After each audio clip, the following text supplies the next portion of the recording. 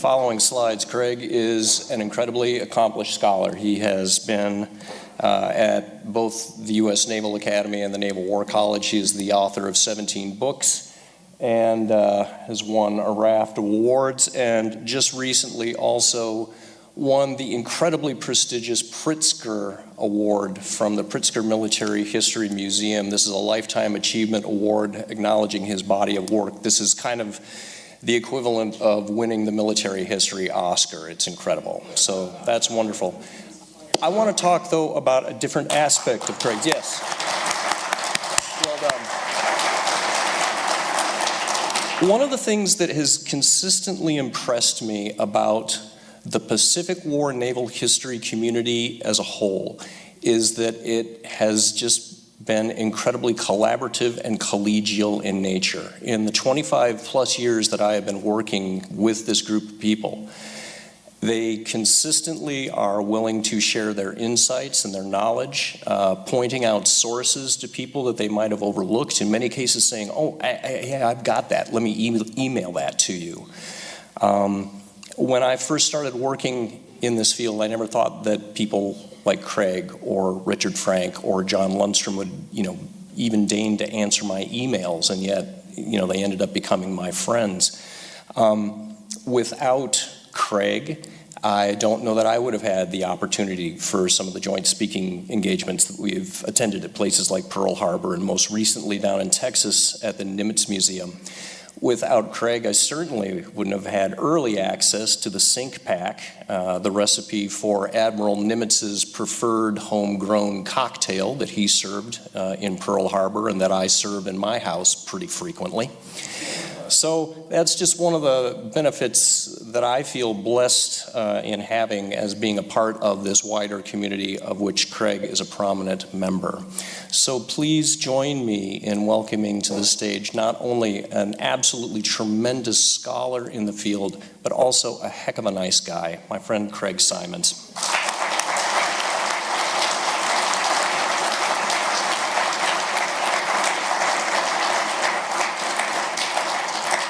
Wow, what an introduction. How can I live up to that? That's really nice, John. Thank you.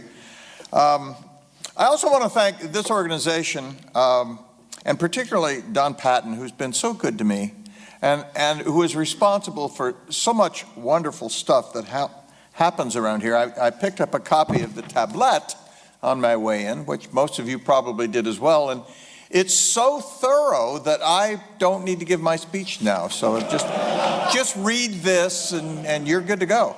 I also want to thank Steve and Mark for driving me around, picking me up at the airport and showing me the sights of Minneapolis. It's been a great day. It's been a great day, and I hope it continues to be. We'll see. Some of you know, and as was mentioned, that my most recent work is on Admiral Chester Nimitz. And when I first got a call to talk here, I thought that might be the subject, but, and I'm happy to answer any questions about Admiral Nimitz that any of you might have, but Don asked me to talk more broadly about the naval war, about a big book that I wrote, the World War II at Sea, nearly 800 pages. It has to be a big book. It was a big war, as we all know. A war that involved more than 70 nations. For Americans, that war began on December 7th, 1941, Pearl Harbor Day. For the British, the French, the Germans, and especially for the Polish, it began 2 years before that, on September 1st, 1939. And for the Japanese and especially the Chinese, it began 2 years before that, on July 7th, 1937. So in considering the global aspect of this conflict, it's important to acknowledge, I believe, all of those participants, including those who fought in theaters that many Americans don't pay a lot of attention to, such as the Indian Ocean, the Barents Sea, and at least until 1942, the Mediterranean. For American audiences, the most famous book about this topic is this one. Samuel Eliot Morison, you may have heard of him, The Two Ocean War. Morrison was a Harvard professor in 1941 when the Japanese attacked Pearl Harbor, and he asked President Franklin Roosevelt for a Navy commission. Apparently you could do that in those days. Mr. President, I'm from Harvard, and I would like a commission. He wanted to go to sea and chronicle the war as an insider. Roosevelt made him a lieutenant commander, and Morrison went to sea. He was on board Navy ships at several historic events, including both the landings in North Africa and Operation Torch, and the invasion of Okinawa in 1945. And he stayed with the Navy and the project and retired some years after the war as a rear admiral. So he was both Professor Morrison and Admiral Morrison. In addition to his own experiences, he had scores of other officers send him their reports, often first-hand accounts of aspects of the war that he did not witness personally. The result was a 15-volume history of the Naval War, much of which he wrote himself and all of which he supervised as general editor. Now, apparently there were some readers who were slightly intimidated by sitting down at night to read a 15-volume work. No one here, of course, falls into that category. So he later wrote a 1-volume version, which is still in print. But note the title. Whoops, I got to back up here. Where are we going? Yeah. The Two-Ocean War. One that took place in the Atlantic, that featured particularly the war convoy defense against Hitler's U-boats, and another that took place in the Pacific, where combat was characterized by huge carrier battles as well as amphibious landings on islands from Guadalcanal to Okinawa. It is an excellent, quite readable account of the role of the U.S. Navy in two oceans. But remember, I said there were more than 70 nations, 72 nations, as a matter of fact, who took part in that war, voluntarily or involuntarily in a few cases, and nearly a dozen of those nations had substantial navies that played important roles. The U.S. Navy was the largest, or at least it became the largest by 1943, but it was not the only one. Then, too, the naval war was fought not in two oceans, but in at least 6, including the Arctic, as well as in several seas, including the Mediterranean and the Caribbean. It was, in short, a global war, quite literally a world war, more so than the First World War. In addition to the U.S. Navy and the British Royal Navy, we should not ignore the French, the Poles, the Russians, the Australians, the Canadians, the Dutch, and the Norwegians. Got to get that in here in Minnesota. Plus, of course, the Axis navies, the Germans, the Japanese, the Italians, who had a substantial naval force. All those navies played roles. Obviously, some more prominent than others in defining the trajectory, and I argue even the outcome, of the Second World War.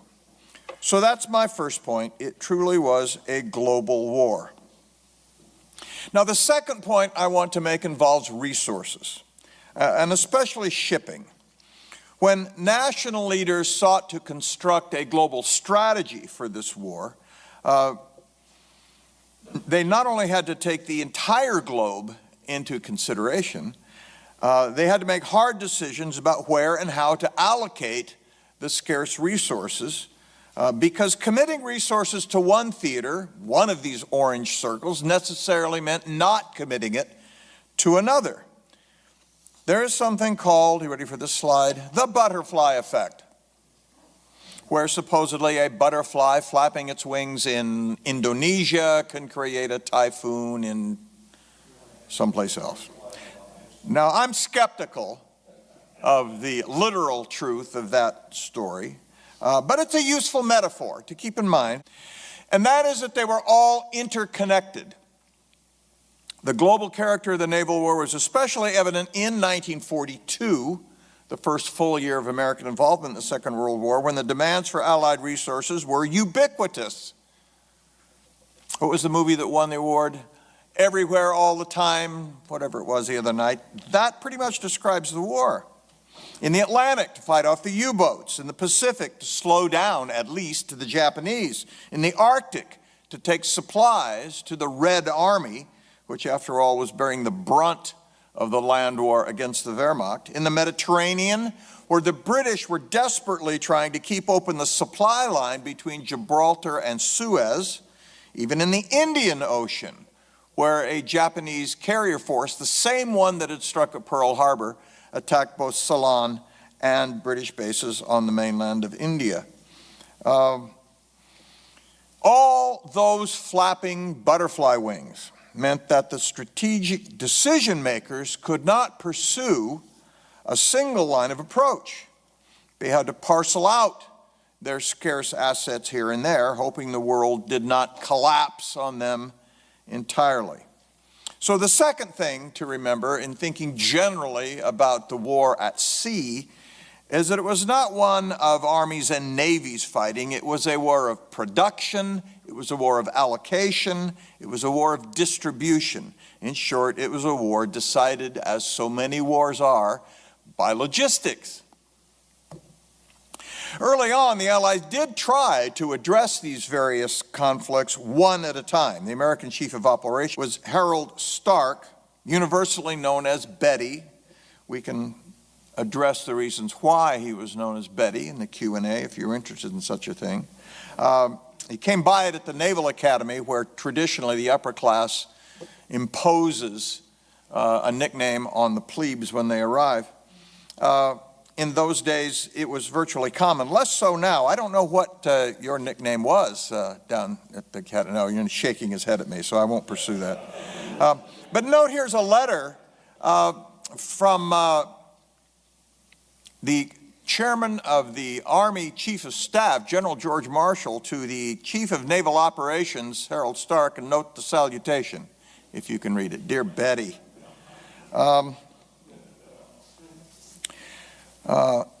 So Stark became Chief of Naval Operations on August 1st, 1939. August 1st, 39, exactly 1 month before Germany invaded Poland to begin the Second World War.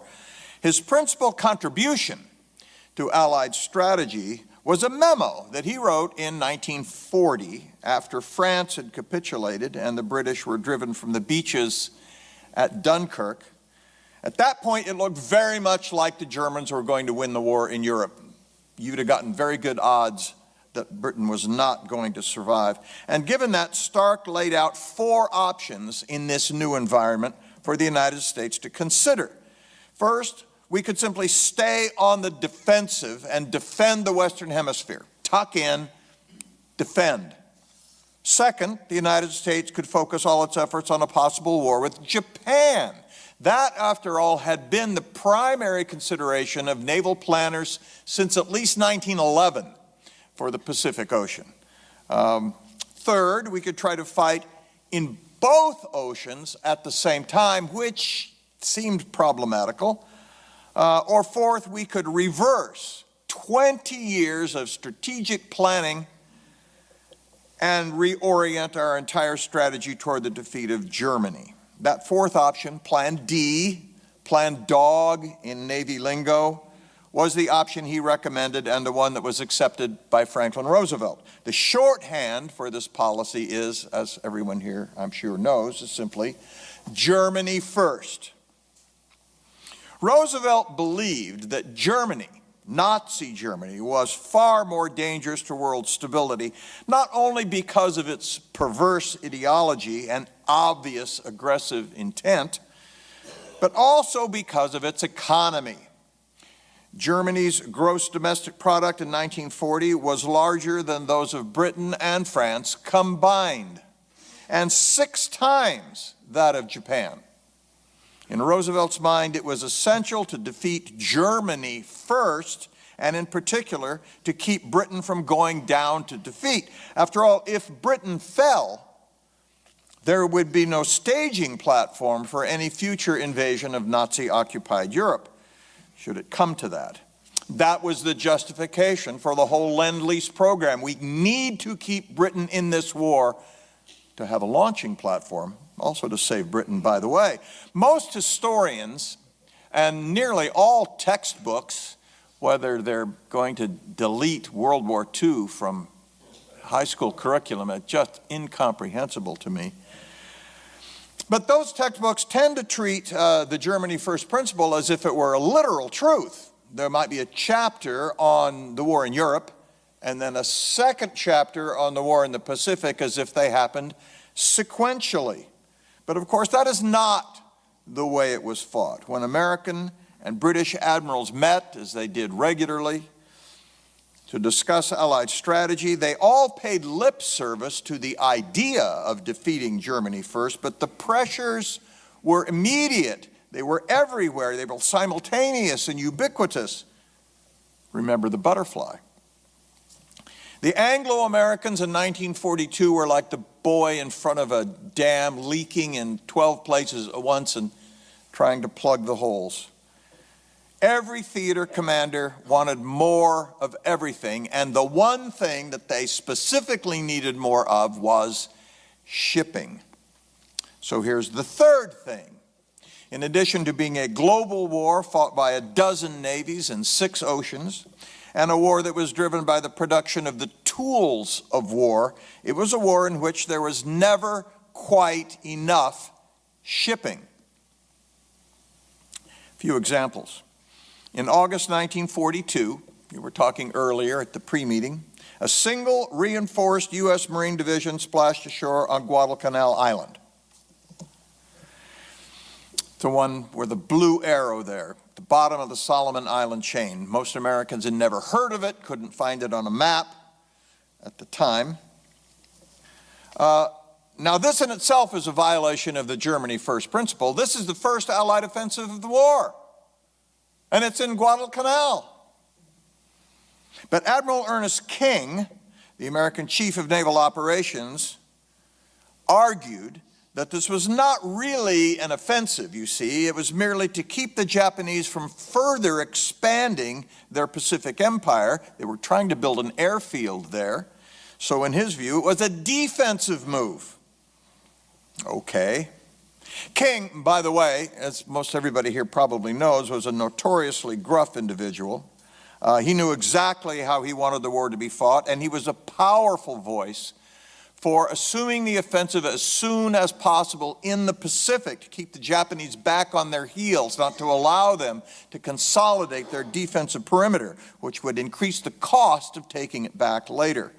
He knew full well that putting a single Marine division ashore on Guadalcanal would be the camel's nose under the tent. Such a senior general, and very popular with the civilians back home. We read about him in the paper all the time, thanks to MacArthur's staff, who put out daily communiques.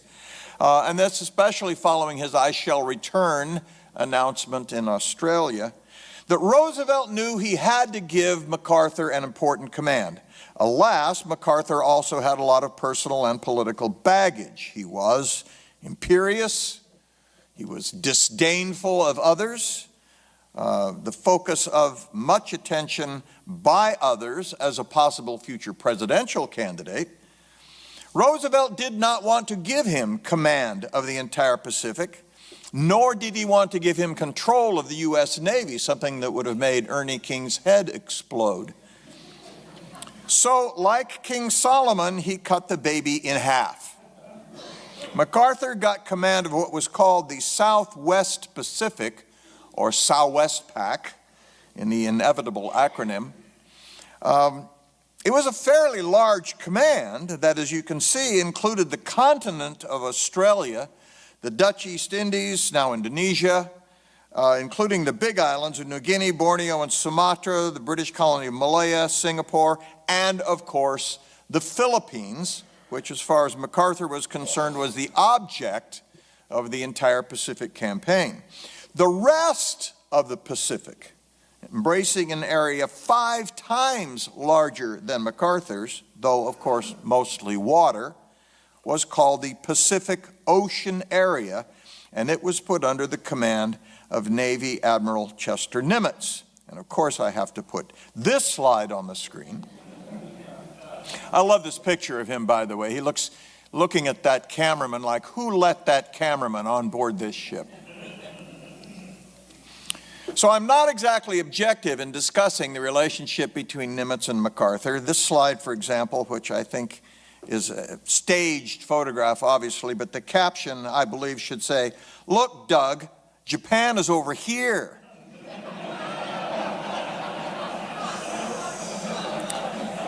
In effect, the United States, with British compliance, decided to make the Pacific two separate command theaters, and that meant divided command. MacArthur did not believe in a divided command, both on philosophical grounds and, quite frankly, because he thought he should command all of it. He complained about this regularly, constantly, directly to his own boss in the Joint Chiefs, George Marshall, and to the President himself. Secretly, MacArthur believed that Roosevelt had trimmed down the size of his command on purpose, limiting it so that MacArthur couldn't win the war, come back as a hero, and challenge him in the 1944 presidential campaign. A scenario that MacArthur seems at least to have thought about.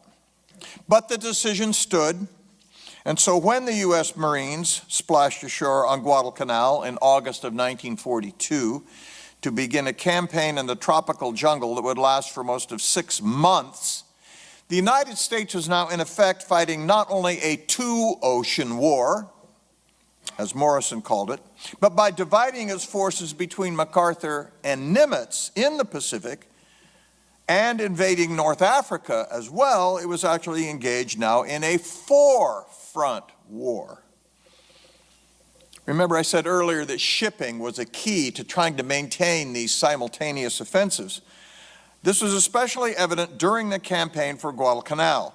Though the official name of the campaign was Operation Watchtower, resources were so scarce in 1942 that the popular name ascribed to it was Operation Shoestring. We went there early, we went there with inadequate resources, and we had a hell of a time sustaining those hard-pressed Marines on the island. Marines managed to hang on to that foothold, but only just. And the United States had to devote almost literally all the shipping it had in the Pacific Ocean to keep them there.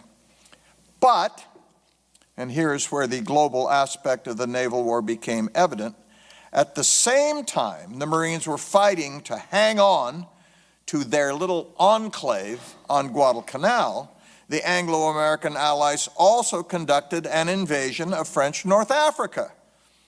Having decided on a Germany-first strategy, Roosevelt and Churchill were eager to get Allied forces into combat somewhere in Europe, and since Europe itself looked like too tough a nut to crack, this is what was possible.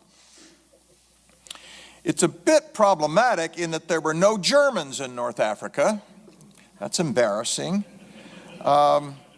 But once U.S. and British troops landed there, the Germans arrived soon enough, as you can see with the blue arrows there coming from Sicily into North Africa.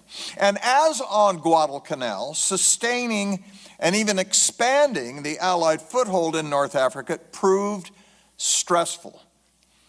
This is how the Atlantic and the Pacific theaters were really won. There was a worldwide shortage of shipping and multiple competing demands for it. Ships were needed for the North Atlantic convoys to Britain that kept British citizens fed and supplied. Ships were needed for convoys to Russia, who rounded the North Cape to keep the Red Army bearing the brunt of the war against Germany. And more ships were required for the two campaigns in the Pacific. Everybody wanted more shipping. Now, with those butterfly wings flapping in the Pacific and the Atlantic, let me take a few minutes to talk about the Mediterranean.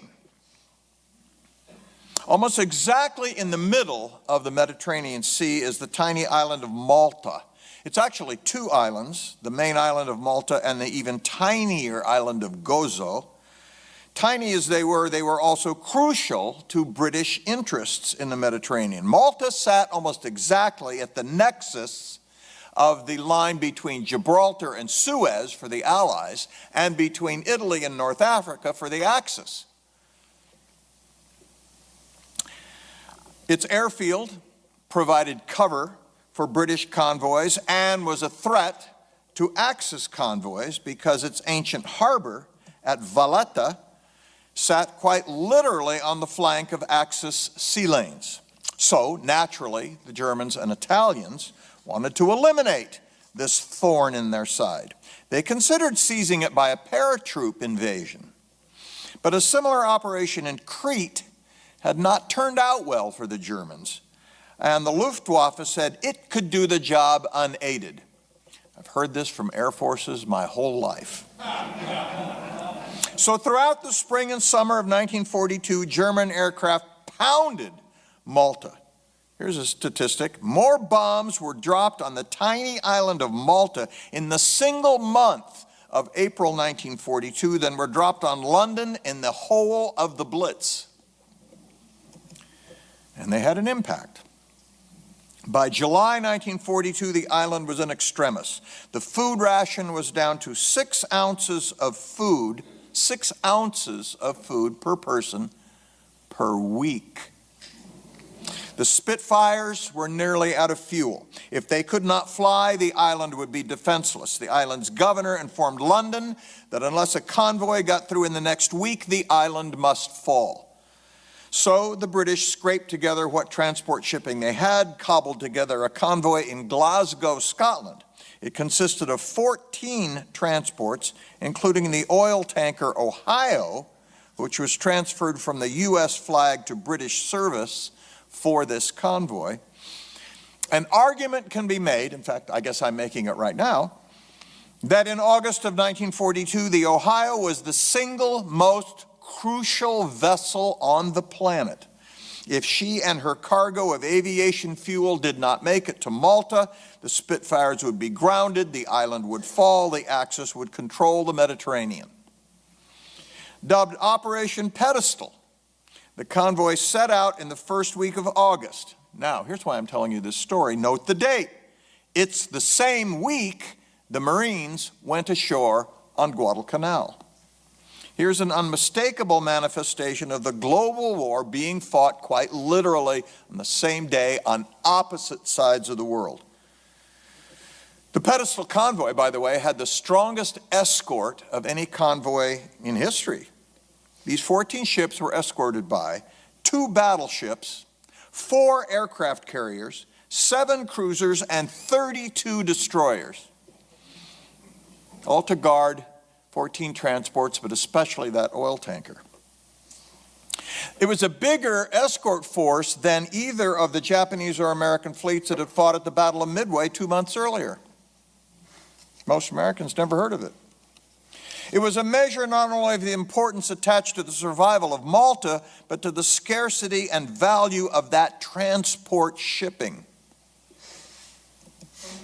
In the perilous trek from Gibraltar to Malta, the Pedestal convoy lost 2 aircraft carriers, 4 cruisers, several destroyers, and 9 of the 14 transports, and of course thousands of sailors' lives. It was, in short, a massacre, far worse than Allied losses off Guadalcanal that same week in the Battle of Savo Island.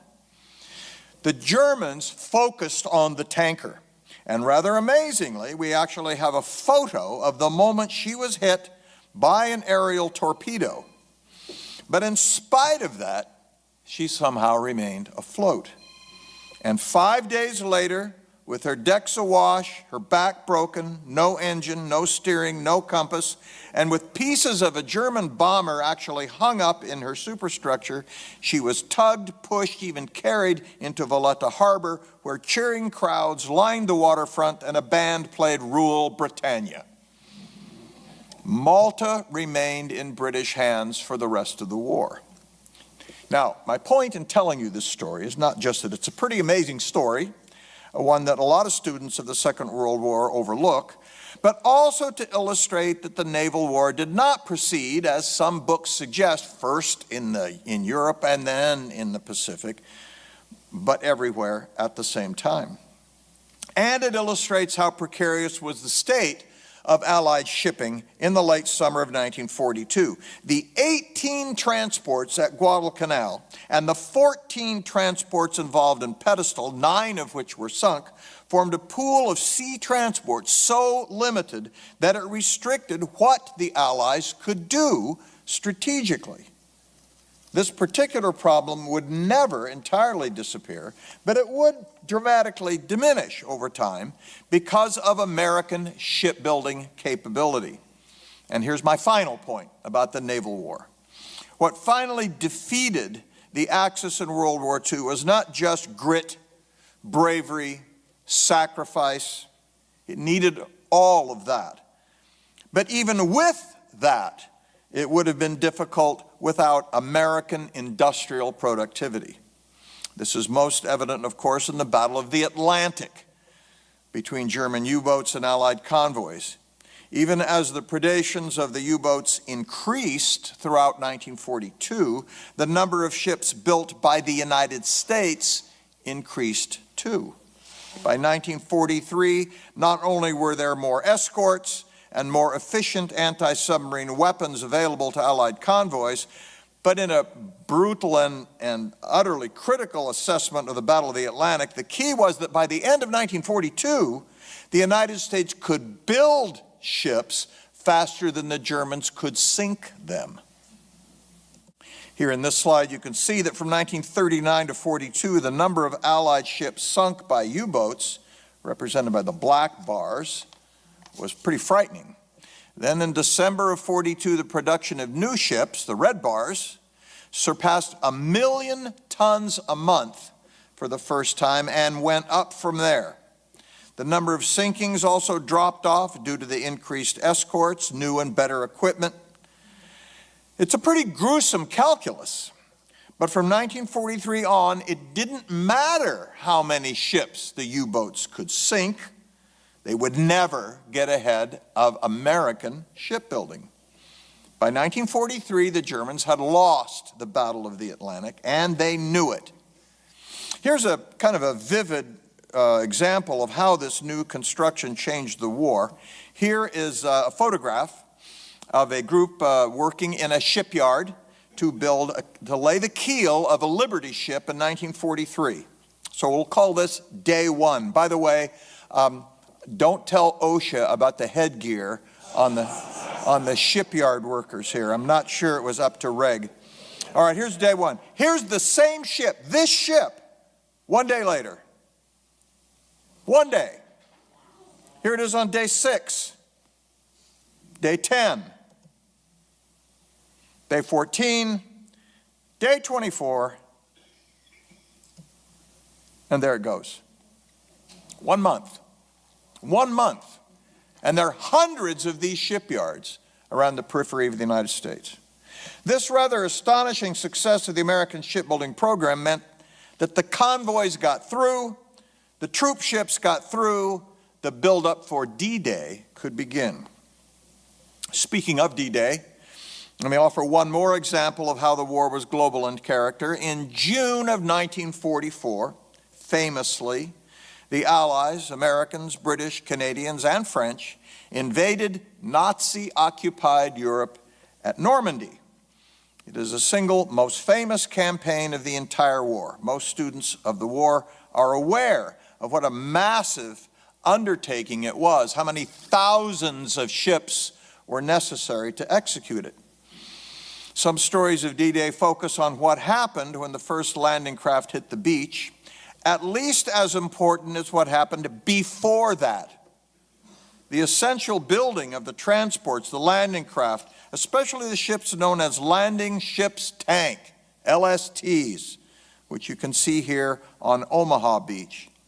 These specially designed ships, like this one, did not even exist before 1942, but they were essential to carry tanks and trucks to the invasion beach. Despite the astonishing output of American industry that I just mentioned, there were never quite enough LSTs to go around. Commanders wanted them in the Mediterranean to land on Sicily and Italy. Other commanders wanted them in the Pacific for Tarawa and Kwajalein, and of course Eisenhower wanted them for the invasion of Normandy. The need was so universal, even U.S. shipyards could not keep up with the demand, so D-Day was postponed for a month, originally scheduled for May 1st, 1944, to June, in order to allow for the construction of 56 more LSTs. And yet, even Normandy Armada was numerically larger, but it had fewer warships, and of course no aircraft carriers, whereas the Allied invasion force for Saipan included 15 aircraft carriers, more than 1,000 airplanes, and 84 of those precious and scarce LSTs, one or two more. Here then is another example of a truly global war. The fact that the Anglo-Americans could mount two enormous invasion armadas on opposite sides of the world at the same time shows first how the American industrial dynamo had changed the calculus of battle from 1942, when a shortage of transports threatened disaster at both Guadalcanal and Malta, to 1944, when the Allies could assemble two enormous invasion fleets, each consisting of thousands of ships. It also demonstrates how the naval war was global, simultaneous, and interconnected. Germany first was the official Allied strategy, and yet, by 1944, the Allies had become so dominant at sea that they could fight in the Atlantic and the Pacific and the Mediterranean and the Arctic all at the same time. All wars, including World War II, are eventually won on the ground. It's important, even for a naval historian, to acknowledge the horrific sacrifices made by Russian soldiers on the Eastern Front, by Chinese soldiers in Asia, that ground down the Axis powers over a period of years while enduring horrendous losses. And yet it is also important to remember just how much the course of the war was charted and steered, did you see the thing I did there? By maritime events. Thank you very much. I look forward to your questions. Dr. Simons wanted to give you all an exam. I pointed out that none of us are midshipmen anymore. But anyways, fabulous. Can you believe we can get this right here in Minnesota? So thank you for coming out, Dr. Simons. You know, we are having trouble getting Navy veterans, and so in lieu of having one of those esteemed defenders of liberty, Andrew's going to talk about a Navy veteran from Minnesota we can all be proud of. His name is Captain Richard Fleming. My son Andrew, why don't you come up, Andrew? He is a 2019 graduate of St. John's University and a very deep historical researcher and presenter here at the Dr. Harold C. Deutsch World War II History Roundtable. And Andrew, it's your floor. I've been asked to speak tonight on the veteran connection that ties into Dr. Craig Simons' presentation regarding his excellent book, World War II at Sea. In the absence of a World War II veteran in the flesh tonight, the roundtablers and myself decided to shed light on a local hero, United States Marine Corps Captain Richard E. Fleming, who won the Congressional Medal of Honor posthumously for his actions at the Battle of Midway. Fleming Field in South St. Paul is named after him, which many of you may have made that connection already. Captain Fleming sacrificed his life defending a tiny island in the middle of the Pacific Ocean and lived his life in the most purposeful and honorable way. I have titled my presentation for tonight, Overture of Sacrifice, and we'll see why later. Before I get started, there are a few organizations and individuals I need to thank who made my research tonight in the slideshow possible. I'd like to thank St. Thomas Academy, from which Captain Fleming is an alumni, the Congressional Medal of Honor Society, Fort Snelling National Cemetery, Dr. Craig Simons, retired Army Colonel Don Patton, retired Navy Captain Brooks Berg, and my colleague, Mr. Steve Dobbins-Peck. Each one of these programs that you see tonight is a team effort and nothing if not a collaboration between a lot of selfless people. All right, so here we are. Richard Eugene Fleming. He was born in 1917 in St. Paul. He was raised in St. Paul as well before the existence of Interstate 94 and the freeway system. Back then, St. Paul was a smaller city home to lots of German, Irish, and Polish immigrants and was a regional hub for riverine commerce and rail lines. Richard attended the St. Thomas Military Academy, where he graduated in 1935 as the cadet commander, the top student cadet in his class. We will notice that Richard had a habit for distinguishing himself. He was a very gifted and intelligent individual with a knack for peer leadership and technical proficiency. Richard earned his Bachelor in Arts degree from the University of Minnesota in 1939, where he was a member of the Delta Kappa Epsilon fraternity. Delta Kappa Epsilon is still a functioning fraternity headquartered on University Avenue Southeast. I wonder if any of their current members are aware of the pedigree they're responsible for continuing. Those are some big shoes to fill. Now, for the rest of the slideshow, we will see that the United States Marine Corps and Richard Fleming's life will intersect for the remainder of his time on this earth. Richard's life as a civilian was not long for this world, and he was called to a higher purpose as soon as he graduated from college. I'm sure that he, like many young men at the time, knew there was trouble brewing in the world, and he must have known that he wanted to be ready in case the imminent conflict reached the United States. Fascinated with flight, he enlisted in the United States Marine Corps Reserve in 1939, shortly after earning his bachelor's degree. Lieutenant Fleming completed his flight training at Naval Air Station Pensacola, where he graduated again at the top of his class. By now it's 1940, and Germany has invaded Poland. The Nazi Jagdboot covers Europe, and France, Belgium, Luxembourg, and the Low Countries are all under Hitler's control. The United States is increasing its sanctions and embargoes on Japan, particularly concerning the emperor's oil supply, and tensions are rising. Lieutenant Fleming's first duty station was in San Diego, where he arrived a month before the surprise attack on Pearl Harbor. He was ultimately destined for Midway Atoll, however, and he arrived there with his unit 10 days after the surprise attack that left the United States Pacific Surface Fleet in shambles. Fleming was a flight officer in Marine Scout Bombing Squadron 241. Over the next 6 months, Fleming acquires the lay of the land, or should I say sea, around Midway, flying patrols, analyzing the weather patterns, making landings at day and night on the airstrips on the isolated atoll. He was promoted to first lieutenant in April 1942 and then to captain a short month later in May, no doubt due to his leadership prowess and aircraft navigation skills. Captain Fleming was known by this time for his expert handling of his aircraft and his ability to lead doctrinally and technically sound attacks. A little known fact of these Marine Scout Bomber squadrons is at this point in the war they did not fly all the ubiquitous SPD Dauntless, which is without a doubt one of the, if not the, most easily recognizable planes associated with the victory in the Pacific. No, you have to remember this is United States Marine Corps, which throughout history always does more with less, and often operates the rest of the War Department's leftover and obsolete weapons and materiel.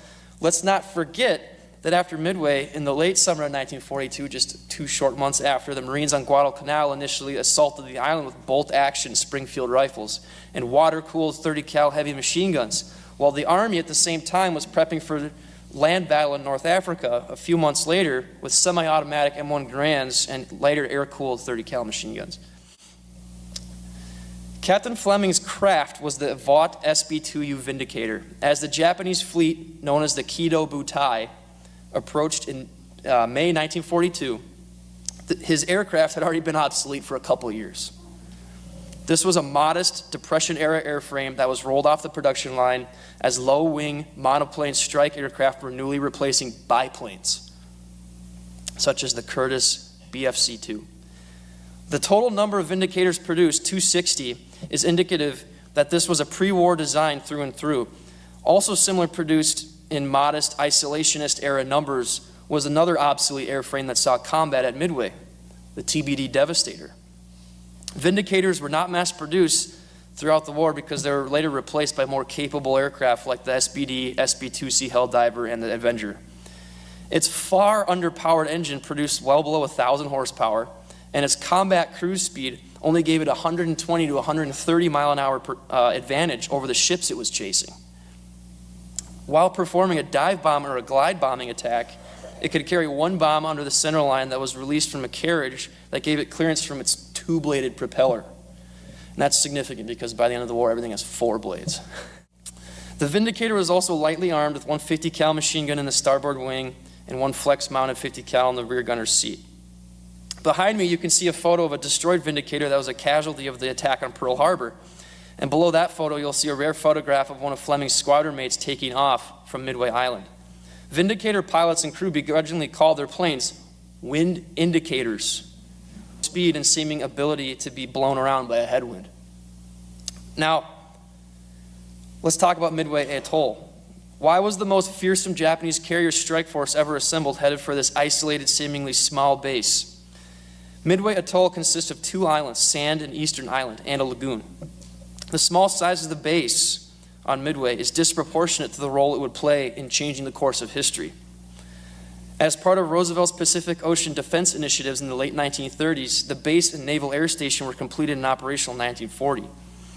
It was home to a surprisingly large number of aircraft by the time of the battle: 31 PBY Catalina long-range oceanic patrol aircraft, 17 B-17 Flying Fortress heavy bombers, and 4 B-26 Marauder medium bombers, in addition to dozens of fighter aircraft and strike aircraft like those piloted by Captain Fleming's VMSB 241. That's the name of his unit.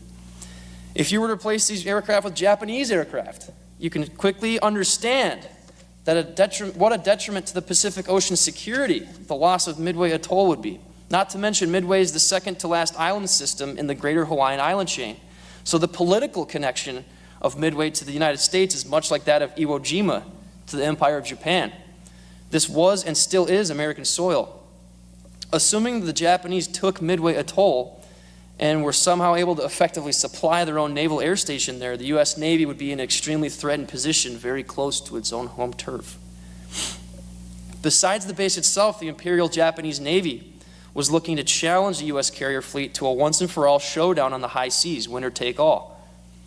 They were confident that they could use the invasion of Midway as a medium for this head-to-head carrier clash to inflict a decisive defeat on the U.S. Navy and push Washington further towards suing for peace.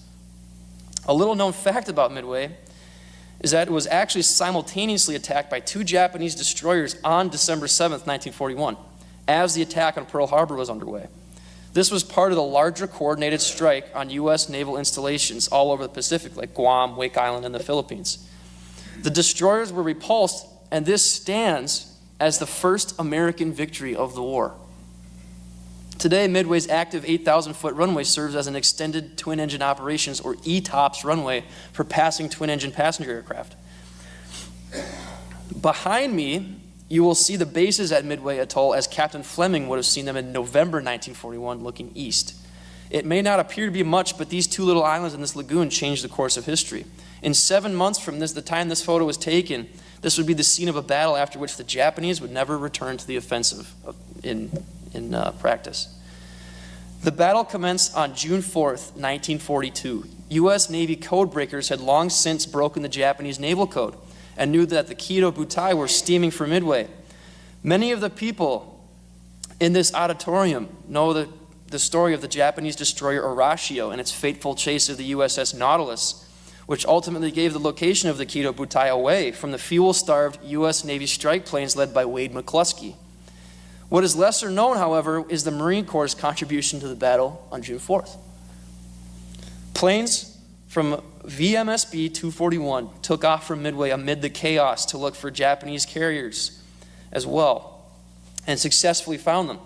Captain Fleming's squadron commander, Major Lofton Henderson, was shot down during the Marine scout bomber's first strike on the Japanese carriers. Henderson would later be the namesake of the legendary airfield at Guadalcanal. This put Captain Fleming in charge of the squadron at only 24 years old. 2 years younger than myself, I should add. Few words can describe the weight on Captain Fleming's shoulders as he was charged with leading a group of obsolete 1930s strike planes against the baddest and saltiest pilots and sailors of the Imperial Japanese Navy. Also not a small task was being responsible for shooting the combat air patrol off of Fleming's back, a job that fell on rear gunner Private First Class George A. Toms. Without fear, Fleming and Toms led the 2nd Division of VMSB 241 on a dive bombing attack of the Mikuma, a massive Japanese heavy cruiser. These slow, underpowered aircraft stood little chance of success in the face of the complement of weaponry the heavy cruiser could fill the air with, along with its escorts. As a result of withering anti-aircraft fire, Fleming's men were unable to press home their attacks, and a few aircraft were lost on their approach to attack the Mikuma. Dauntless in the face of almost certain death, Captain Fleming pitched his lone Vindicator into a 70-degree dive, stressing the SB-2U's airframe to its limit. The urgency of this task must have been sitting deep in his stomach because Captain Fleming reportedly dove to an absurd 400 feet before releasing his bomb. At that low of an altitude, he must have likely missed the wave tops by mere yards as he pulled out of his dive. The forces on Fleming and Tom's bodies, let alone their aircraft, are sobering to even imagine. Captain Fleming's bomb hit its target, but it's unclear in historical materials what the effect of this bomb hit was. It wasn't until Captain Fleming rejoined his formation and landed safely back on Midway that he noticed his wind indicator had been perforated by 179 anti-aircraft round hits. He himself was wounded in 2 places as well and received medical attention that night. The next day on June 5th, Captain Richard Fleming awoke after only 4 hours of sleep, likely still in pain from his wounds, and was given another mission. This time, VMSB 241 was to go back out to the Mikuma and endeavor to sink it. It's not known whether Fleming and Toms took off that day in a fresh Vindicator or their one that was shot to hell the day before, but regardless, the 2 men took off to the skies for the final time in the lead of the squadron. Fleming's plan was a coordinated glide and dive bombing attack that would hopefully split up the target package's anti-aircraft defenses and ensure a higher chance of bomb hits. While on approach as part of the glide bombing element, Fleming's SB-2U was fatally struck by likely a 25mm anti-aircraft round from the heavy cruiser and caught fire. But, always leading by example and not one to leave his mission incomplete, Captain Fleming continued on. He must have known he was about to die. With his last actions on this earth, he released his bomb at, again, an absurd 500 feet above the Mikuma, landing a very near miss, and then crashed into the sea. Behind me, you'll see an artist's watercolor rendering of Fleming's last actions with his Vindicator on fire and going down above the Mikuma. Richard Fleming led by example from the time he was a young adult until he took his last breath at the controls of his doomed aircraft. His willingness to attack the enemy even while facing long odds beckons for the excellence that followed him from St. Thomas Military Academy in St. Paul, Minnesota, to the bottom of the Pacific Ocean. The Battle of Midway decimated Fleming's squadron. Of 30 aircraft, 23 were lost. 36 airmen were casualties. These men that went down joined their brothers of the Navy torpedo squadrons, who were the only elements of the U.S. strike squadrons to suffer more losses. Fleming's surviving squadron mates never forgot his final actions and recounted them in detail when they landed back on Midway. Through the military channels, Fleming was considered for and then awarded the Medal of Honor posthumously. His mother received the medal in his place on November 4th, 1942, just 2 days after what would have been his 25th birthday. Fleming's backseater, Private First Class George A. Toms, was awarded the Distinguished Flying Cross posthumously as well. As one of the greatest battles in U.S. military history, the Battle of Midway was no exception in its volume of sacrifice and proportionate number of medals and awards, many of which sadly were handed out posthumously. As for the Mikuma, the heavy cruiser was finished off by U.S. Navy strike planes on June 6, 1942, resulting in a catastrophic loss of life aboard. Captain Fleming's Medal of Honor was mired by controversy in the decades to come. As historical accounts of the Battle of Midway surfaced in later years, notional and verbal histories unchecked became the accepted truth, even when they contradicted the official accounts. Even Fleming's medal citation itself had a slight error in it. The Mikuma was labeled as a battleship, not a heavy cruiser. I don't blame the War Department, however. If I was staring into the belly of that beast from a slow-moving biplane upgrade, I'm sure I would have thought any huge ship I was up against was a battleship as well. The famous Japanese pilot Mitsuo Fuchida told the story differently as well. In his official statement, he describes Captain Fleming's action as bombing the Makuma the second time, hitting it, and then crashing his Vindicator into the ship itself. And I want to go off script here. Dr. Simons mentioned this might have been because he went so low. He must have thought this Marine Corps pilot was nuts and went straight into the ship. The citation in Fleming's Medal of Honor clearly and correctly states that he missed the ship and hit the ocean, and Fuchida was actually hundreds of miles away when it happened, as he was a pilot and part of the Kido Butai. It's not clear why Fuchida's account of the battle was accepted as gospel after the war, but next I'll show you a photograph of the Makuma before it sank. This photo has become wildly famous since the war and provides excellent insight into the moments before she went under. As you can see, the number 4 turret at the stern of the ship appears to have aircraft wreckage on it.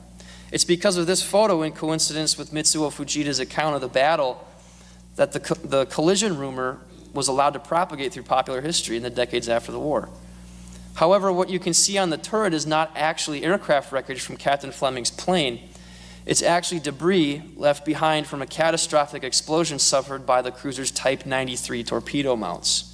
These chunks of ship deposited on the turret were blown into the air and landed there after the explosion, not left behind by a Marine pilot with a death wish.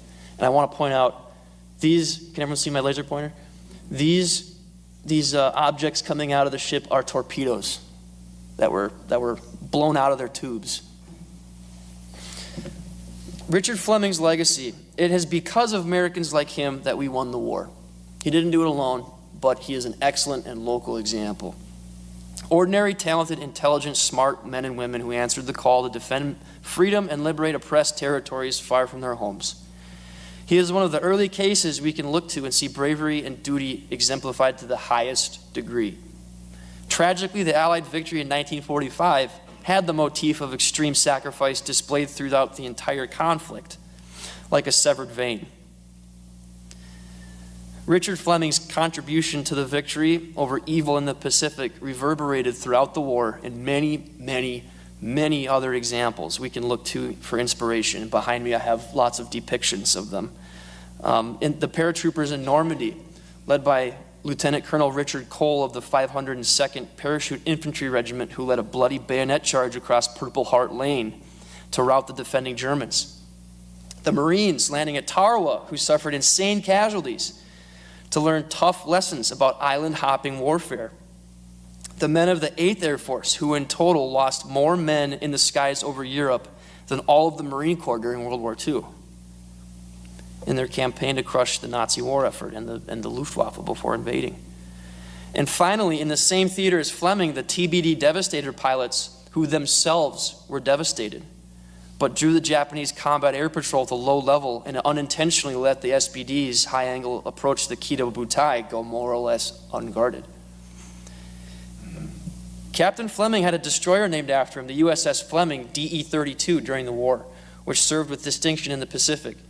Today, his legacy lives on near the place he grew up at Fleming Field in South St. Paul. Fleming's love of aviation is preserved with his namesake, where engines are heard today. His gravesite in Fort Snelling National Cemetery can be seen by the public today as well. I want to reiterate that men like Richard E. Fleming are the reason we are free today. Men like this only truly die when they stop being talked about, and that is when history is in jeopardy of repeating itself. We cannot minimize the sacrifice undertaken by these men in the name of life, liberty, and the pursuit of all who threaten it. Many of the men lost in the Battle of Midway would be the youngest men in the room here. And yet, the freedom of the world was decided by the actions of men like them in the right moments. Much like the overture of a symphony, Captain Fleming's sacrifice set the tone for the rest of the war. After the Battle of Midway, the Japanese were on the defensive until the atomic bombs were dropped and the U.S. accepted Japan's unconditional surrender. Actions of men like Fleming at Midway made this outcome happen, and never again was the U.S. on its back foot in the Pacific. That is why I titled this presentation Overture of Sacrifice. Thank you.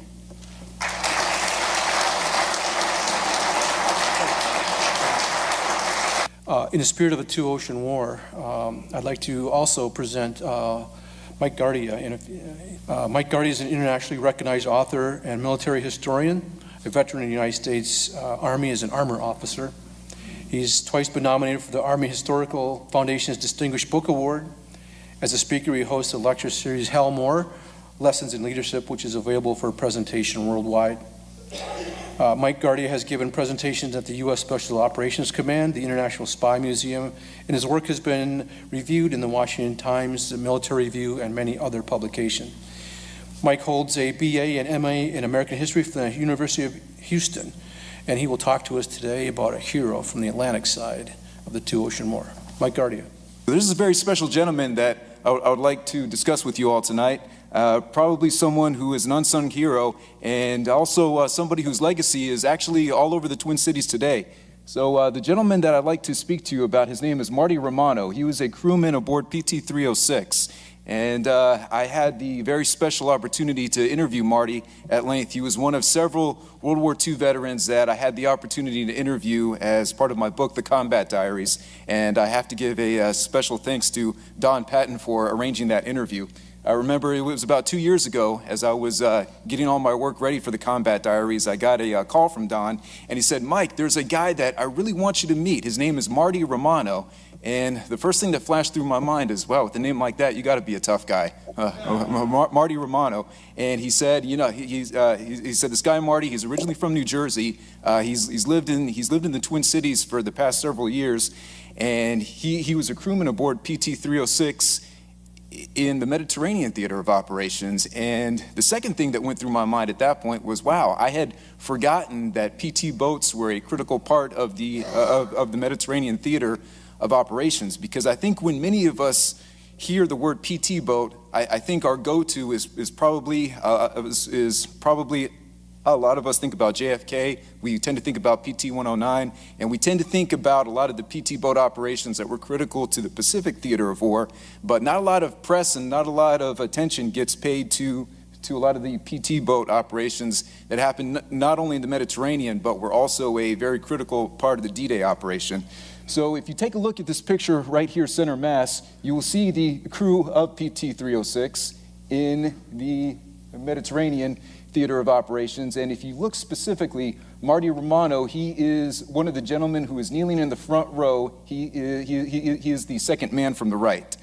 And I will never forget one of the first times that I met Marty Romano, one of the very first meetings that I had with him. It was actually in the dead of winter, and I had the opportunity to go to his home at the time in Bloomington. And even though it was the dead of winter, and here was a gentleman who no joke, was 97 years old, and he was out in his front yard, and he was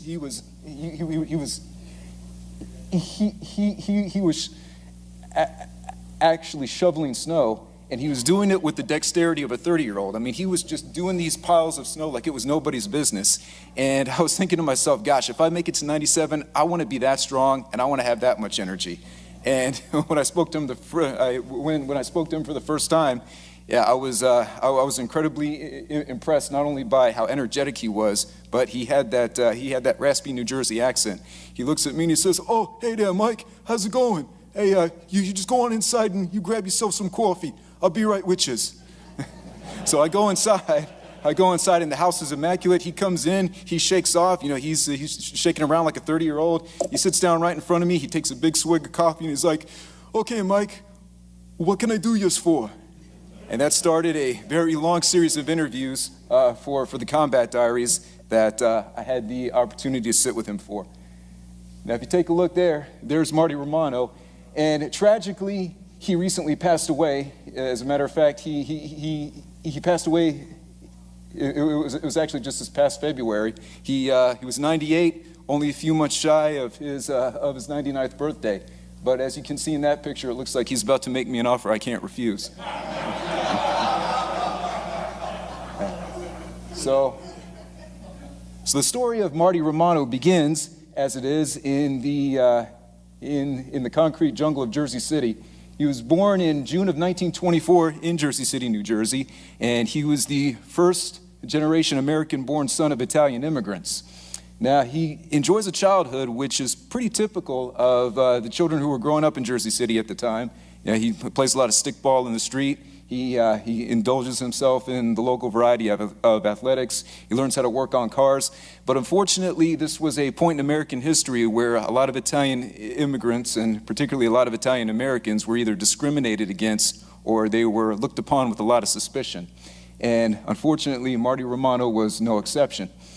But despite all that, he graduates from Dickinson High School in 1941, and his first job out of high school is as a machinist apprentice. He's working for a firearms manufacturer. He's learning how to tool all of the different components that go into these firearms, and he was especially proud of the fact that he learned how to operate all this machinery, and he said that he could bore the diameters of those barrels within 1/1000th of an inch.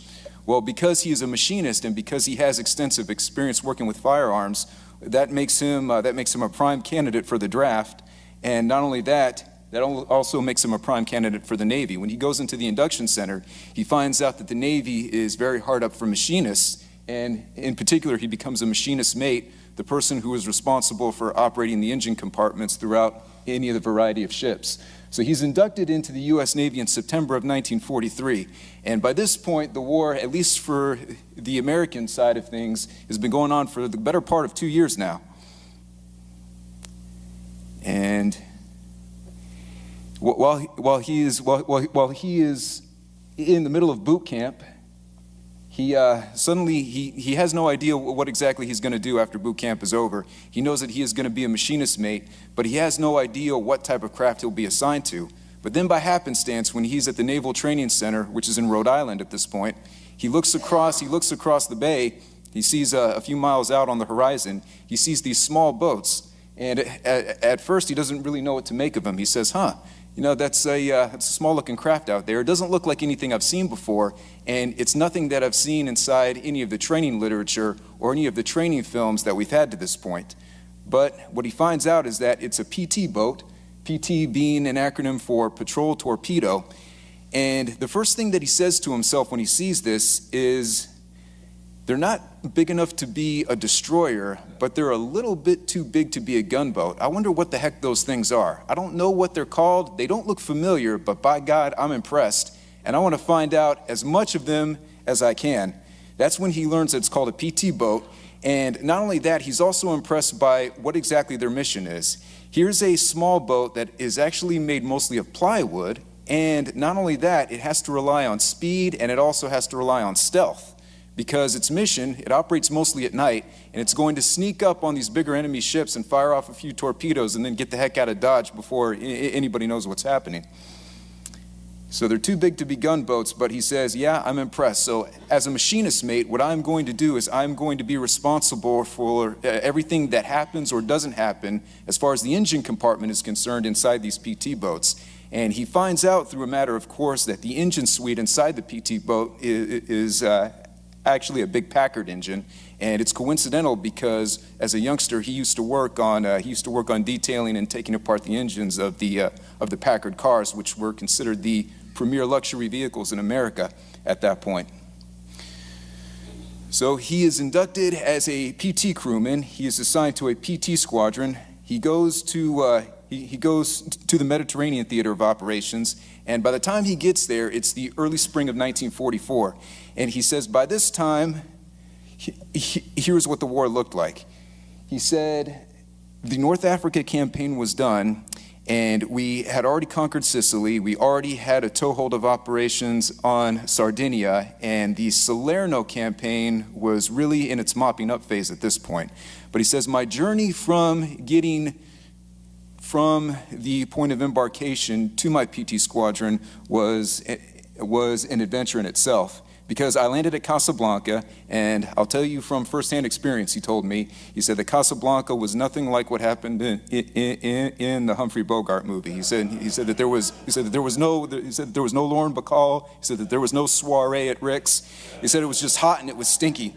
He says that's the only thing I remember about it. And the first thing that they did, as if my reception at that place wasn't bad enough, what they did was they put me on a train, all right? They put me in, they actually put me inside of this big boxcar that was officially designed for horses. And they packed as many as upwards of 60 to 70 men inside there.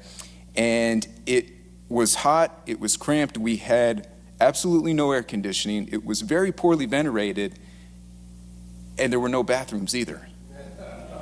So he said what we had to do was we actually had to choose whether or not we were going to sweat inside or whether or not we were going to sweat up on top of the boxcars because it was very hot. And I eventually decided that I was going to be sweating up on top of the boxcar, and I probably would have stayed up there, except there was one thing that I didn't count on. There was a swarm of locusts. He said right around the time we got through Algiers, there must have been thousands of these locusts that just came up out of nowhere. And I said, okay, well, do I really want to endure an Old Testament plague, or am I going to endure all of this human refuse that's down in the bottom? And I said, well, I think I'll take my chances down below. So finally he gets to Tunis, and that's when he is assigned to Motor Torpedo Squadron 15, otherwise known as RON 15.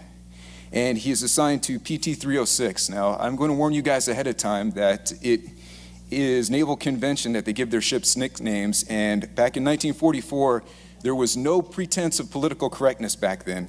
And the nickname that they gave their ship is probably going to offend some, but yeah, just go ahead and take a look at the name. They called their ship the Fascinating Bitch. And if I can point out with this laser pointer, can everyone see that? That is Marty Romano, who is there at the helm of the ship. So that's PT 306, and that begins his nearly year-long tour in the Mediterranean. And here are some of the highlights from those operations. He said it was very interesting being a PT crewman in the Mediterranean at that time, because most of the naval threats that we had at that point in the Mediterranean were all gone, but there were still a lot of very interesting mission sets that we had at the time. He said, the first thing that we had to do when we were stationed up at Sardinia was we had a lot of search and destroy missions along the western coast of Italy. He said that really was our primary mission. We had to do these reconnaissance patrols, and if we saw something that belonged to the enemy, we had to open fire on it. And he said something that I'll never forget. He said, I have to admit that an eerie feeling came over me when I saw the Italian coast for the first time. This was the land of my forefathers. He said, this was the land that I had heard about from my mom and dad for years, but I had never had the opportunity to see it. I had always wanted to visit it at a tourist at some point in my life, but here I was, the very first time I was seeing this at all was as a sailor at war, and I was technically at war against the people of my ancestral homeland. He said that was something that he as an Italian American wrestled with, and as did a lot of other Italian Americans who were serving in the military at that time. And he said that one of the things that really stood out to him is that throughout all these nighttime patrols that we did, he said we were off the coast about, probably a good 15 to 20 miles off the coast. He said I could look and I could actually see the fighting even though it was at night. I could tell that it was fighting because I could see the muzzle flashes from the American tanks on one side, and I could see the responding muzzle flashes from the German tanks on the other side. He said I could see these muzzle flashes all throughout the night, but the thing that encouraged me was that throughout every nighttime patrol that we did, I would notice that these muzzle flashes would always be moving farther up the peninsula, and that was an indication to me at that point that we were winning the war because we were gaining ground against the Germans, pushing them up against the Italian peninsula, and that's how I knew that we were gaining ground. He said, another thing that we did, in fact, most of what we did when we weren't running a lot of these nighttime patrols, we were a taxi service for the OSS because all of these Allied spies, what they would do is they would come through the Allied headquarters in Sardinia and they would get their mission briefs, they would get their missions, they would hop a ride on a PT boat, and then we would take them to their drop-off point, and that actually constituted a lot of our nighttime missions. We would drop off one spy at one point on the coast, and then we would go probably 10 to 15 miles up the coast, and then we would pick up another spy, and we would take him back to base, and it was this constant game of dropping off and picking up, and we would do that throughout all of these spy missions. But it was a very critical mission for us because we knew that for every spy we picked up that they were bringing back critical intelligence and also critical information, and that they were helping us win the campaign on the Italian peninsula. But it was fraught with peril. As a matter of fact, he recounted quite a few instances where he had some near brush with fratricide. Now, it was problematic being a PT boat crewman in the Mediterranean because The Germans and the Italians both had PT boats of their own, and as luck would have it, the PT silhouettes very much resembled an American PT boat. The Germans called them E-boats, and the Italians called them Moss boats. Now, if you look at it from a distance with an untrained eye, or even worse, with a fatigued eye, it could very easily resemble an enemy watercraft. And that was the situation that Marty found himself on at least one occasion, where he had an Allied pilot mistake PT-306 for an enemy PT boat, open fire, and even though he was very lucky that nobody aboard his craft got hurt, he said that was a very scary experience for us. He said, even still to this day, I don't know how that pilot could have mistaken us for an enemy boat, because we had the American flag waving and we had all of our signals to identify us as a friendly craft. But he said, even in the heat of war, even if you think you're safe, there is always that lingering threat of fratricide. Now, some more mission highlights that he told me about was supporting Operation Dragoon. Now, Operation Dragoon was the invasion of southern France, and it's another one of those things in American history that I don't think gets as much attention, and it also doesn't get as much press coverage as the invasion of northern France.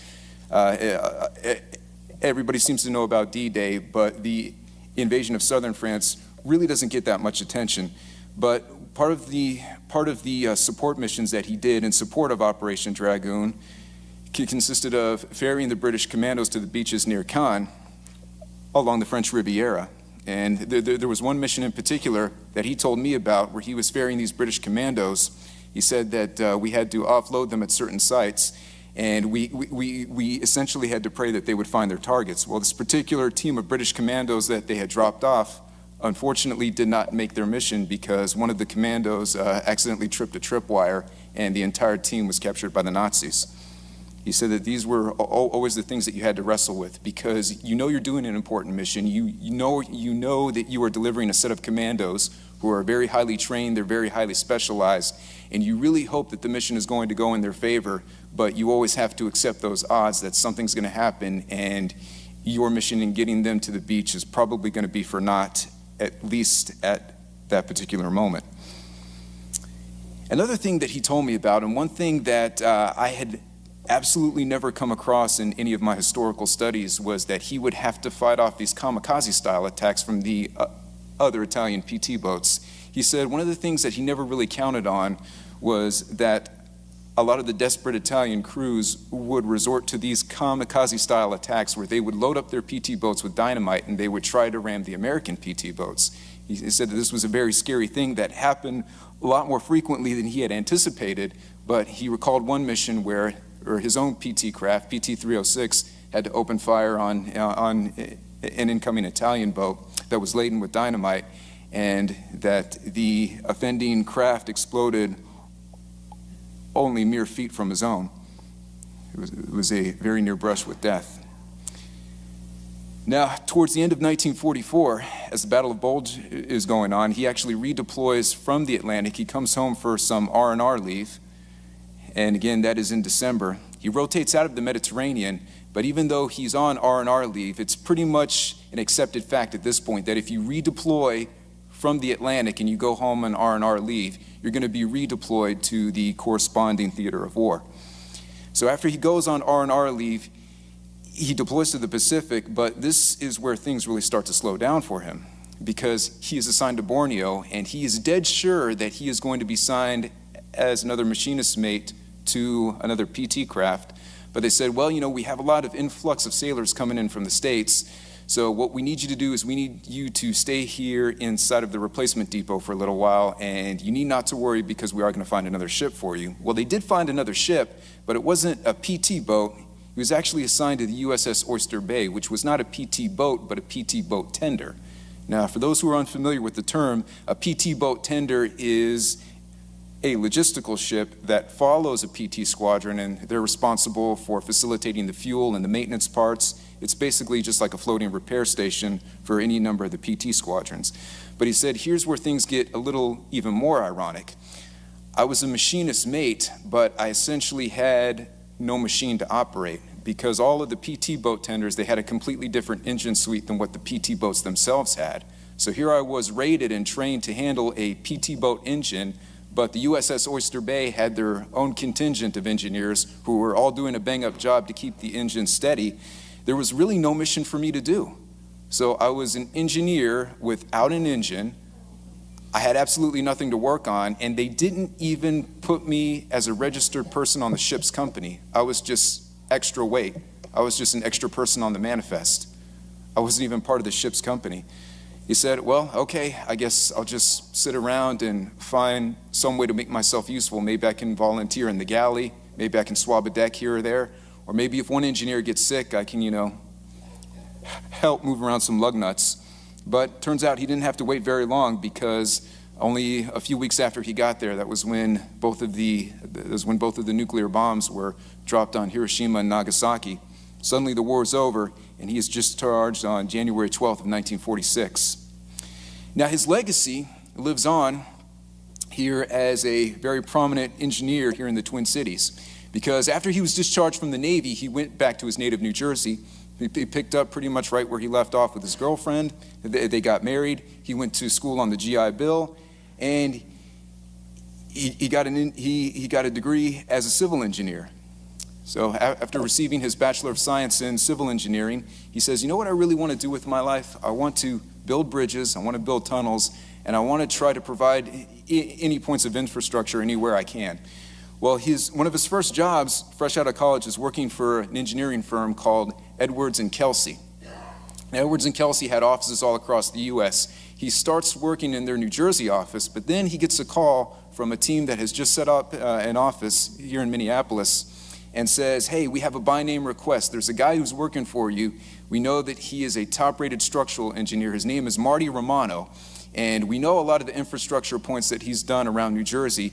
We want to bring him out here because we're starting to build up this interstate system. We're starting to build a lot of things here in the Twin Cities, and we think we can use a guy like him. So he takes his wife and his 2 young daughters, and he goes to Minnesota, a place he's never been before, doesn't know a thing about the culture, doesn't know a thing about the people. The winters are probably a lot more than he bargained for, but he gets here, and he very quickly adopts it as a second home. And as a member of Edwards and Kelsey, he becomes one of the managing directors, and he was the head engineer for a lot of projects that you and I, as residents of the Twin Cities, are familiar with, and even points of infrastructure that we've driven through on a regular basis. For instance, he was the chief engineer and designer of the Lowry Hill Tunnel. If you look right here, this big tunnel right here that's under 494, this tunnel right here, one that you and I have driven through many a times, he was the lead engineer. He was the structural designer for that. Aside from the Lowry Hill Tunnel on 94, he was also the principal designer and chief engineer for the 11th Street South Bridge, which you can see right there. And not only that, his seminal project, one that he worked shortly before his retirement, was the Richard I. Bong Memorial Bridge, which many of you are probably familiar with. This is what connects Duluth to Superior, Wisconsin. Here is the Duluth side, here is the Superior, Wisconsin side.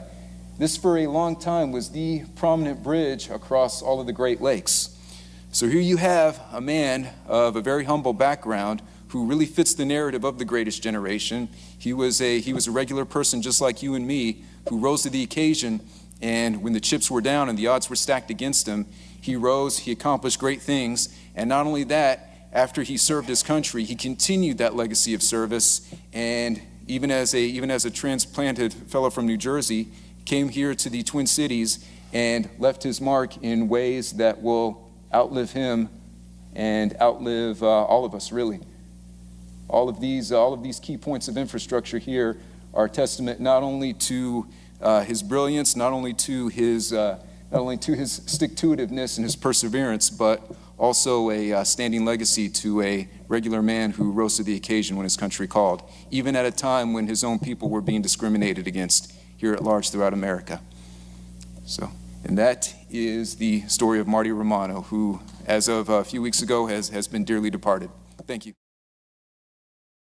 At this time, we'd like to go to Q&A. That ship that you were showing being built for 24 days, what type of ship was that? That one happened to be a Liberty ship. They built 2,700 Liberty ships during the war and about 1,000 Victory ships, which had the same function. It was just an all-purpose transport vessel, displaced about 10,000 tons, could carry general cargo, not personnel generally, but just to get stuff from place to place.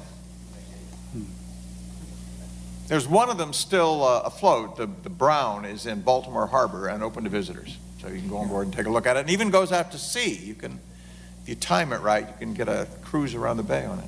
So I have a question about your book, The NIMITZ at War. Where did you get most of the information and background on him? And did you spend a lot of time in his hometown of Fredericksburg, Texas? Yes to both. Most of the information, not by most, I mean more than half probably, came from the collections, special collections in the NIMITZ Library, how appropriate is that, at the United States Naval Academy. I find it very interesting that the field house, when I was teaching there, was named for Bill Halsey, appropriate, but the library was named for Chester Nimitz, and I think somehow that's pretty appropriate too. But they have in there a lot of letters that he wrote, and letters about him, and oral histories of people who knew him. And then a second, probably the second most important, was at the Navy Yard in Washington, D.C. There's a collection that's generally called the Gray Book. I don't know why it's called the Gray Book, because they're in blue bindings, but the Gray Book is 8 fat volumes, about 1,000 pages each of that tissue paper that they used for carbon copies in World War II. All the messages that went in and out of Nimitz's headquarters throughout the war, as well as a running summary that was kept by his chief of staff, Captain Steele, every day. And he would have a staff meeting every morning at 9 o'clock, and he'd say, all right, where are we? What are we talking about? What are we doing? And their minutes from those are in all of those volumes. So that's a great source. You ask about the Nimitz Museum in Fredericksburg, Texas, of which I was a director for 6 years. It's a great museum. If you haven't been, I highly recommend it. It's in the hill country of Texas. You wouldn't expect the National Museum of the Pacific War to be in the hill country of Texas, but it was established there because that's where he was born and where he was raised in nearby Kerrville.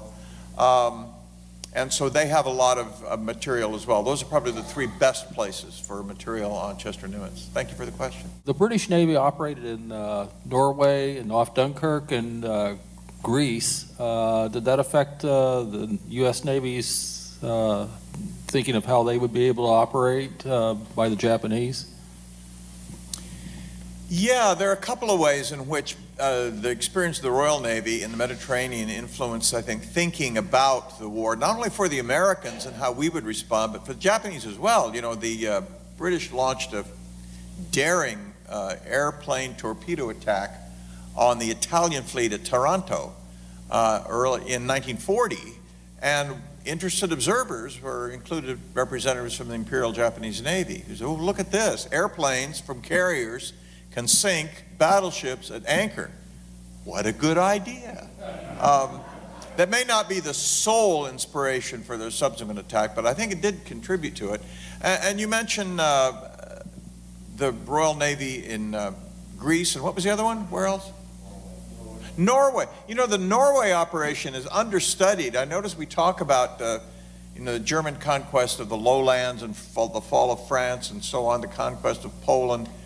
Norway, the Norway expedition was entirely conducted by sea, subsequently supported by air, but in a curious sort of way, the Germans loaded all their soldiers onto destroyers and just ran them into harbors, and they climbed out over the side and took over the country. I mean, it was an astonishingly bold maneuver and should not have worked, and somehow did. So I think paying attention to the Norwegian campaign, the Greek campaign, and as I already mentioned, the Taranto campaign, lots of lessons to be learned by both sides from the Royal Navy experience. And of course, it's useful to remember the Royal Navy had been at this for 2 years before we're even in the war. And their whole attitude was, look, we know what we're doing. You Yanks are late to the party here, and we like your money, and we like your ships and your tools of war, and your manpower is going to be useful if you leave our women alone. But we know what we're doing here. Stop trying to affect our strategic thinking. So there was a bit of pulling and tugging throughout the entire war in that respect. The picture that you showed of MacArthur and Nimitz got me thinking. I'm curious about how well did they collaborate and coordinate their strategies in the Pacific? Was there any clash of egos? One of Nimitz's several great skills was his ability to read the room and judge his circumstances and deal with people where they were effectively. He knew MacArthur was a difficult guy to work with and went out of his way to be agreeable. He had the same relationship, by the way, with Ernie King, another tough guy to get along with. King and Nimitz met 16 times during the war, and King would start telling him what to do, and Nimitz would, yes, sir, a fine idea. Have you considered this possibility? We all have dealt with people in our professional and personal lives where you just have to calibrate how you're going to deal with those folks. And MacArthur would simply not leave his headquarters for his part. He would be ordered, why don't we meet in Guam? Why don't we meet in Hawaii? No, I'm busy. I don't have the time. I can't. The one time he did go to Hawaii in October of 1944, he was invited by the President of the United States to have a conference with Nimitz and FDR in Hawaii. And he said, I can't come, I'm too busy. So Roosevelt's Chief of Staff, Leahy, rewrote the invitation as an order. And so MacArthur showed up, but he was not happy about it. There's a famous photograph, I probably should have showed it here, of the three of them. Roosevelt sitting in the middle, MacArthur on one side, Nimitz on the other. Nimitz is in his summer whites. MacArthur's in a leather bomber jacket. Now this is July in Hawaii, but there he is in the bomber jacket. And I just think Nimitz is the guy who tried harder to make sure it didn't ever come to an open confrontation. MacArthur didn't have to try, he was MacArthur. Craig, what a wonderful presentation, and I don't want to overshadow that, but I want the audience to recognize these two young historians who did such a wonderful job. When I was planning this program, Mike mentioned that he interviewed him. We'd actually planned to have Marty as one of our speakers this evening, and I attended his funeral. I think Marty would have appreciated the interpretation of his diction as well. I'm sure he would. Yeah. You guys. Well done. Thank you. Okay. Support for this program provided by viewers like you.